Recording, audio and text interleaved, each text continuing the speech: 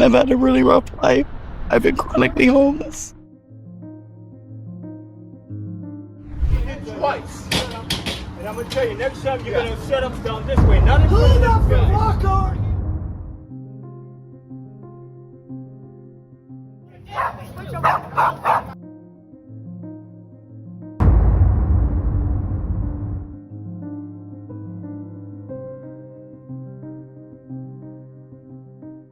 And I'm sick and I need it. I need housing.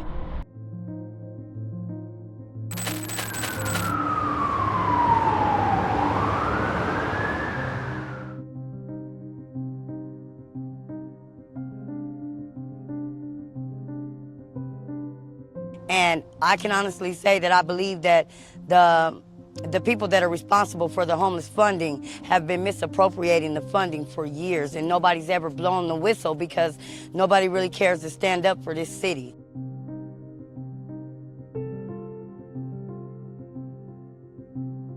In the fading light of an October evening in 2025, New York City's shelter system is buckling under the weight of more than 105,000 people. Folks just like you and me pushed to the edge by rents that devour paychecks and evictions, that tear families apart, a brutal jump from just a year ago. HUD's 2024 numbers show homelessness in the city has spiked by as much as 59% in a single year, driving the number of people sleeping in the official shelter system to more than 89,000 by August 2025. And yet inside this crowded, exhausted maze, fresh shadows creep in.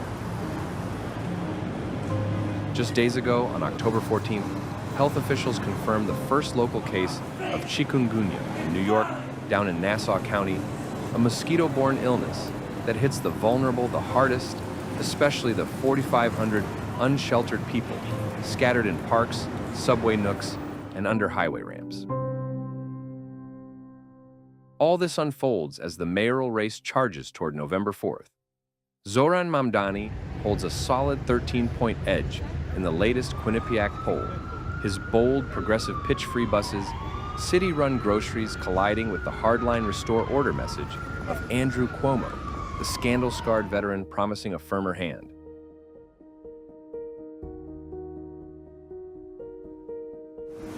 Cuomo's gaining ground, people murmur over coffee counters and late-night takeout. But at what price?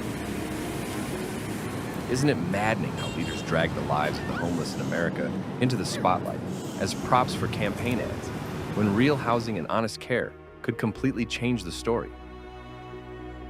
Here's the part that knocks the wind out of you.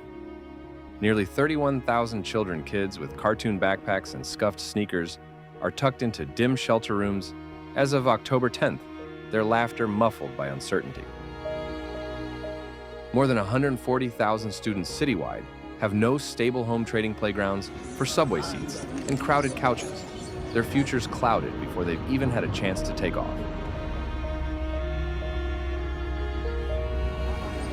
What kind of city lets its youngest carry that weight? Doesn't it make you stop and wonder how much a child's spirit can absorb before something breaks? So what's actually happening at the core of America's wealthiest city?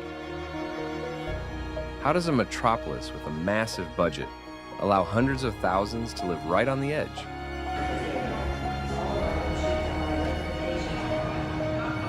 This crisis isn't just a spreadsheet of rising totals. It's a slow unraveling of homes of health of trust, while politics too often grandstands as the streets smolder. In the pages ahead, we'll peel back the layers, the sheer scale and stubborn roots, the links between this public health scare and the high-stakes showdown at City Hall. Because in this city that never sleeps, we owe it to one another to face a hard truth head-on. How long before we finally choose compassion over complacency for everyone who's homeless in America?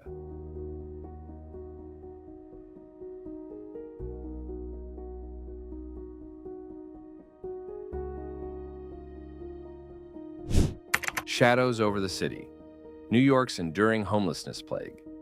From history's echoes to today's pain.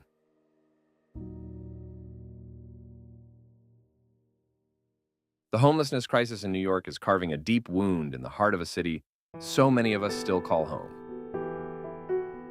By mid-October 2025, more than 86,000 people, real human beings, not just case numbers, are crowding into shelters every single night, a figure that's jumped 12% since last year alone. Look closer, and the breakdown stings nearly 24,000 single adults trying to survive solo, over 17,000 men, and 6,700 women, and about 57,500 people in families, including 3,941 children who should be running on playgrounds, not lining up for cots.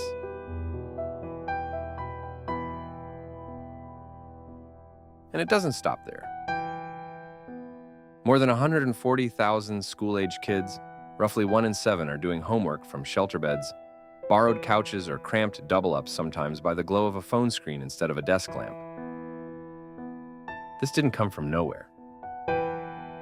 The roots trace back to the shanty towns of the Great Depression, but the crisis exploded post-COVID, with homelessness rising 142% from 2022 lows, turning sidewalks and subway stations into survival zones, while most of us rush past.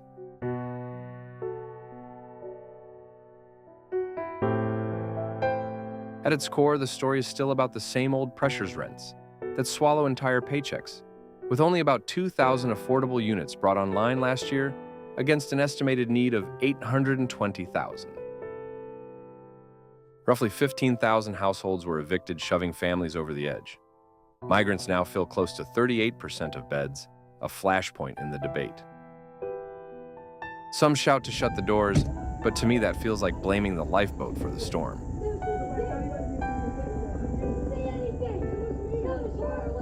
Layer in the mental health crisis, people cycling from sidewalks to psych wards to Rikers, with no real exit ramp, and you get an 11.5% annual increase that's as heartbreaking as it is predictable. Domestic violence and family chaos push roughly 18,000 families into the system each year, feeding a vicious loop where being broke becomes broken, and broken turns into hopeless. So how long do we tolerate this before we stop calling it inevitable and start demanding structural change?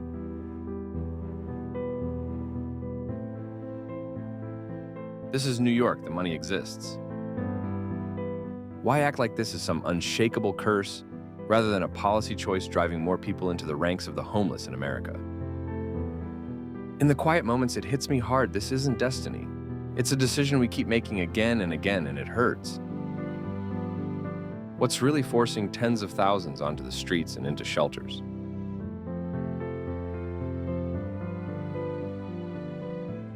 Sky-high rents, a massive lack of affordable units, cutbacks to post-pandemic supports, or the surge of new arrivals, all of it crashing together into one storm. Can the richest city in the country keep turning away from those living at the margins like this? And more sharply, who's actually being held responsible as this crisis worsens? This isn't a story that belongs to someone else anymore. It's a mirror held up to all of us.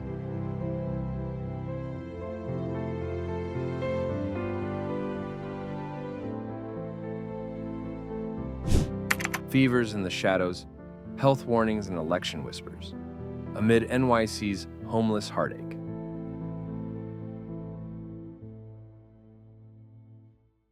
Right now, as October settles over the city like a tired sigh, that first confirmed chikungunya case in Nassau County lands like another alarm bell, reminding us just how fragile life on the streets has become. Announced on October 14th, a woman in her 60s fell sick from a single mosquito bite, the first locally transmitted case in New York State since 2019, a chilling signal for the 4,500 unsheltered people scattered through the 5 boroughs. People huddled in doorways, on cardboard, under bridges, or in subway tunnels, their bodies already worn down by hunger exposure and untreated illnesses, now face a new threat, a fever that settles into their joints and refuses to let go. What happens if the next bite lands on a child from the 3,868 kids crammed into shelter beds as of October 10th? After years of watching the city grind down its most vulnerable, it pains me to say it, but we've allowed our compassion to curdle into neglect. We've let people living homeless in America slip deeper into danger, into spaces where even an insect can tip a life into crisis. Meanwhile, the political winds are shifting. With just 26 days until the November 4th election polls show Zoran Mamdani holding a double-digit lead over a resurgent Andrew Cuomo. Mamdani talks about free public transit and city-run grocery stores, ideas that speak directly to families clutching at the edge of eviction. Those 15,000 cases last year aren't just headlines. They're dinner tables gone cold. Cuomo, seasoned and scarred, leans into promises of control, hinting at tighter borders to ease the pressure of the 38% migrant share, filling the city's 89,568 shelter beds as of August. It raises a tough question. Are our big-hearted policies truly lifting people up? Or have we built a system so overloaded that it's now failing everyone involved?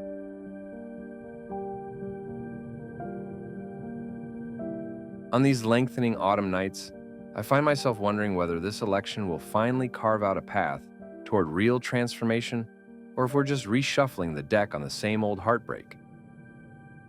Lasting change demands more than slogans. It calls for facing this crisis head-on, before the fevers spread, the shelters swell further, and the polling numbers fade, while the pain remains for the homeless in America who can't afford to wait.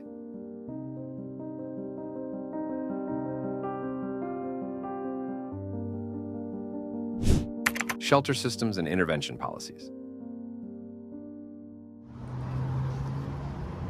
New York City's shelter network, while absolutely vital as a lifeline, is still straining under enormous pressure. Temporary shelters simply can't keep up with the surge in need. As of August 2025, roughly 114,791 people were living in the shelter system, and more than 69% of them were families with children.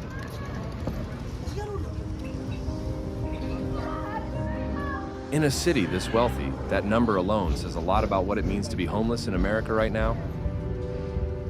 New York has tried to fight back with an array of intervention efforts, including the Subway Safety Plan, which aims to move people sleeping on trains into safer, more stable places.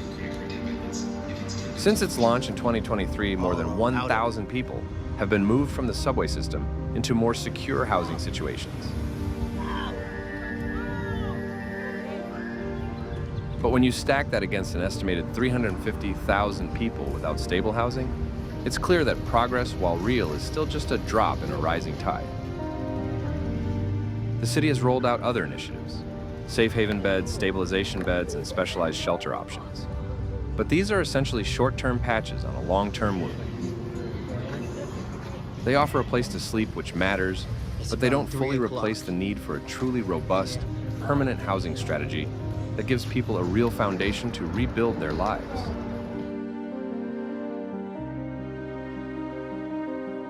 The continued use of hotels as emergency shelters shows just how urgent the crisis is.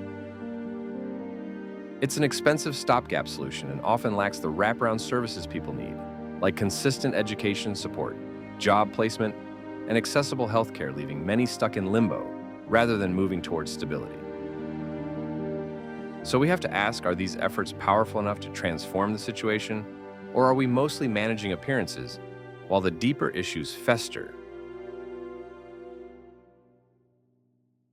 This isn't just a policy problem. It's a moral one that stares down city leaders and the public alike. Without enough affordable housing and without serious investment in mental health addiction treatment and medical care, the root causes of homelessness will keep pulling people back into the system. If New York truly wants to change what it means to be homeless in America, it has to be willing to go beyond emergency fixes and tackle the structural gaps head-on.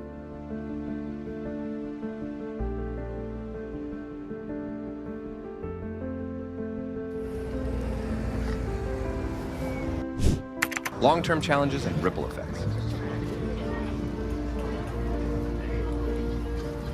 New York's homelessness crisis isn't just about the tens of thousands sleeping in shelters. It's a storm battering the city's social fabric, economy, and healthcare system all at once. With more than 114,000 people in shelters in 2025, and hundreds of thousands more living doubled up couch surfing or in unstable situations, this is not a problem that disappears in a single budget cycle. As sky-high rents remain the main driver of homelessness, the social safety net is constantly playing catch-up, struggling to keep pace with demand.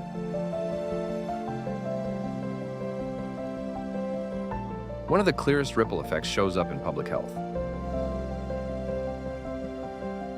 People living on the streets or in overcrowded, unsanitary conditions, often with no regular access to doctors or clinics, aren't just more vulnerable to diseases like chikungunya, they're also part of a wider environment where outbreaks can spread quickly.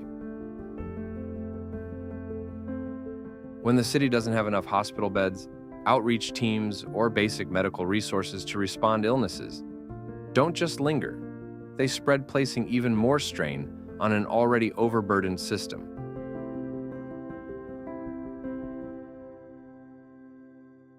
The unsettling question is, can New York continue down this path without triggering long-term damage that's hard to reverse?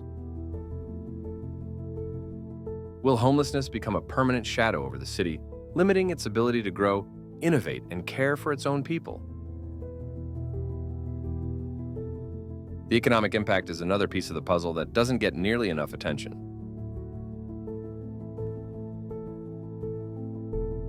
New York, home to some of the most expensive real estate on earth, can't sustain a healthy labor market when so many potential workers are pushed to the sidelines by housing costs, health issues, or the daily chaos of shelter life.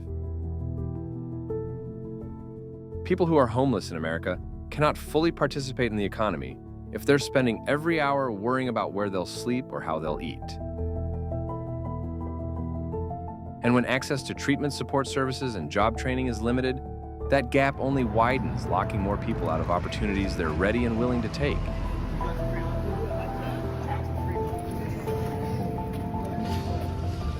How long can we keep looking the other way while these cracks spread through the foundation of the city?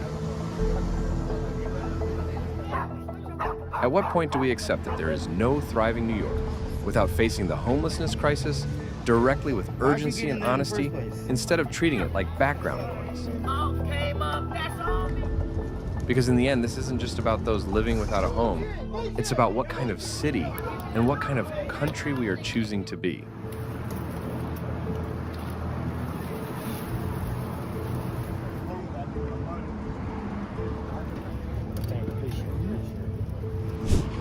Challenges in providing housing, pressure from migration flows.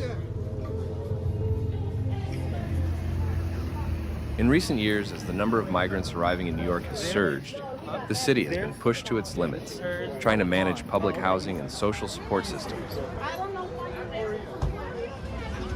Some newcomers arrive chasing opportunity, but many quickly find themselves without enough money for rent or access to services, slipping into the same fragile reality as so many others who are homeless in America. They become part of the city's expanding homeless population, adding more strain to an already overloaded shelter network and fragile safety net.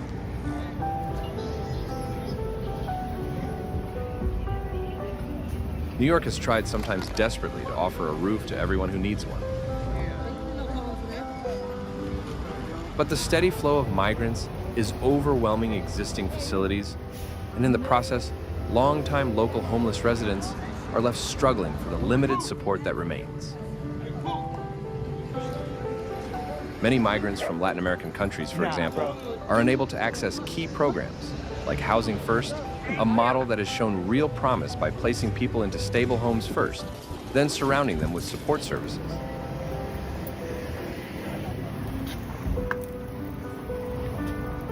Instead, they remain in harsh, insecure conditions, where moving from homelessness to permanent housing feels less like a pathway and more like a mirage in the distance. This pressure cooker effect deepens divisions in the community. Some people feel forgotten and pushed aside, believing their needs are being ignored. Others see the arrival of new residents as an opportunity to build a more inclusive, compassionate city.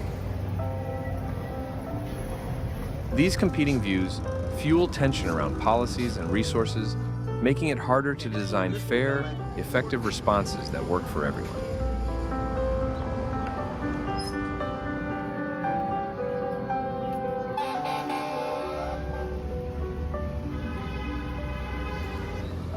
Conclusion. New York's homelessness crisis isn't just a local policy failure. It's a warning flare for the whole country.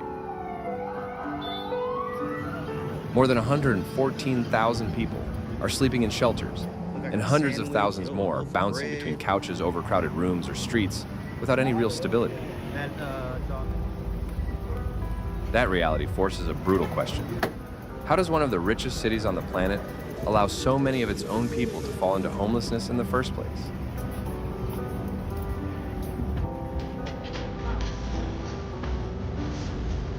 So far, our response hasn't been big or brave enough. Policies lag behind exploding living costs, a massive shortage of affordable housing, and the near absence of long-term support systems. Short-term fixes like the subway safety plan or adding more temporary beds offer some relief, but they don't cut to the heart of the crisis.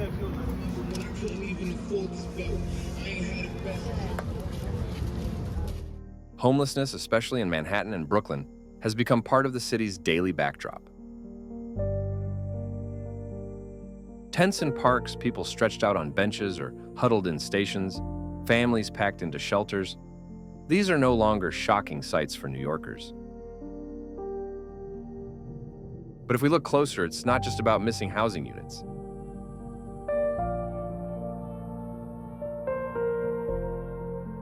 It's about people who've been failed by systems meant to protect them.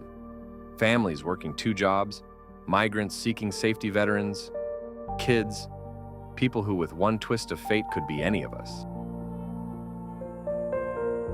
When leaders like Zoran Mamdani propose free public services and stronger housing support, they're speaking to a vision of a fairer city. But are those ideas powerful and persistent enough to truly change life for people who are homeless in America?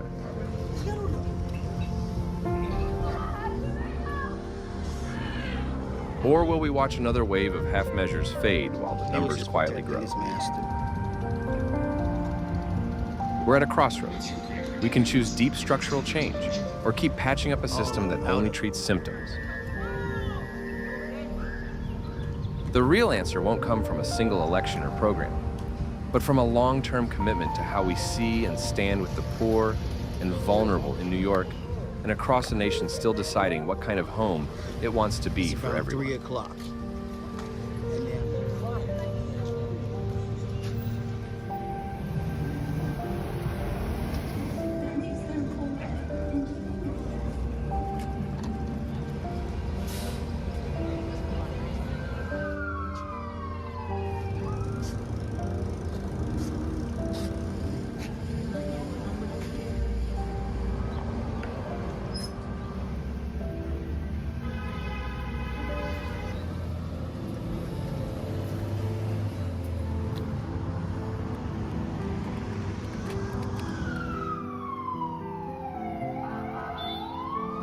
Like a sandwich, a loaf of bread. I have a little bit. That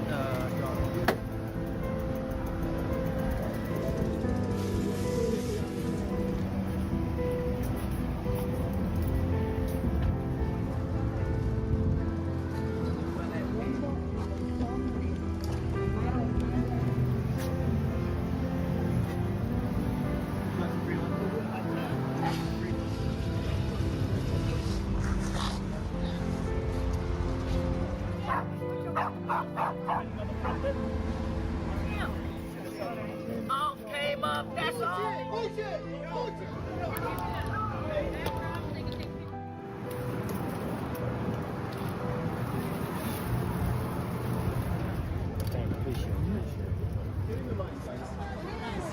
I don't know why you're there.